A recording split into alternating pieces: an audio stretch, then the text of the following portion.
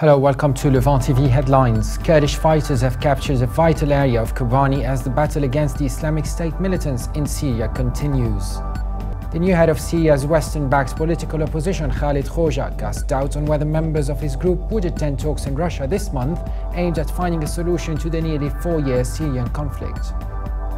2 suicide bombings followed by clashes in Iraq's Anbar province west of Baghdad have killed 23 security personnel. British human rights lawyer Amal Alamuddin Clooney has disputed a story reporting how Egyptian officials warned her she risks arrest last year if she released a report in Cairo critical of the judiciary. And Hong Kong's leader has warned against fresh pro-democracy protests before the next step in the city's contentious political reform process, as a new official report on the mass rallies sparked widespread anger. Now let's have a look at top headlines in today's newspapers in the Middle East. Starting with the Egypt Independent, which leads reporting that a senior figure in Islamic State's self-declared police force in Syria, which has carried out beheadings, has been found decapitated in the eastern province of Deir ez-Zor. The paper also reports that a senior Coptic Orthodox Church bishop says 2011 uprising that toppled former President Hosni Mubarak in Egypt had a negative impact on the Coptic Christian minority. The UAE's Khalij Times leads reporting that militants killed 2 Saudi border guards and their commanding officer on the frontier with Iraq early on Monday in a suicide and gun attack. One analyst called ISIS's first assault on the kingdom.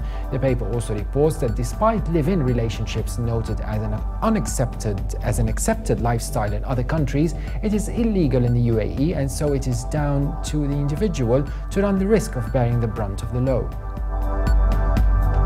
And in Beirut, the Daily Star leads reporting that Lebanon halted maritime traffic in its southern ports of Sidon and Tyre as a result of violent winds from an incoming storm which destroyed orchards, caused property damage and knocked out power and internet in parts of the country. The paper also reports that British human rights lawyer Amal Clooney has disputed a story reporting how Egyptian officials warned her she risked arrest last year if she released a report in Cairo critical of the judiciary, saying it was, quote, experts in Egyptian affairs and not the authorities. Now let's have a look at top Mideast headlines here in London. The Guardian leads Middle East News reporting that the decision by Benjamin Netanyahu to order the withholding of Palestinian tax revenues in response to Mahmoud Abbas's application to join the International Criminal Court has been sharply criticized by Israel's president and the US, as well as senior Palestinian figures, although Washington remains strongly opposed to last week's signing by Abbas of the Rome Treaty.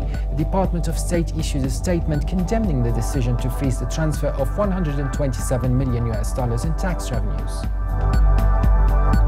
The Independent leads Middle East News reporting that the Saudi Arabian government claims to have hacked 9,000 Twitter accounts and shut them down on the basis that they were tweeting, quote, pornography. The country's Committee for the Promotion of Virtue and the Prevention of Vice said it had employed, quote, ethical hackers to take down Twitter accounts and identify their owners for arrest. Also from the UK, The Telegraph reports that Israel is to ask the United States Congress to suspend economic aid to the Palestinians in punishment for joining the International Criminal Court.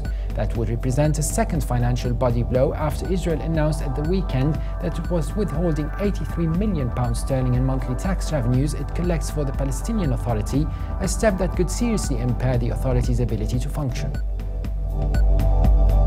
Now let's have a look at top Middle East headlines in international papers.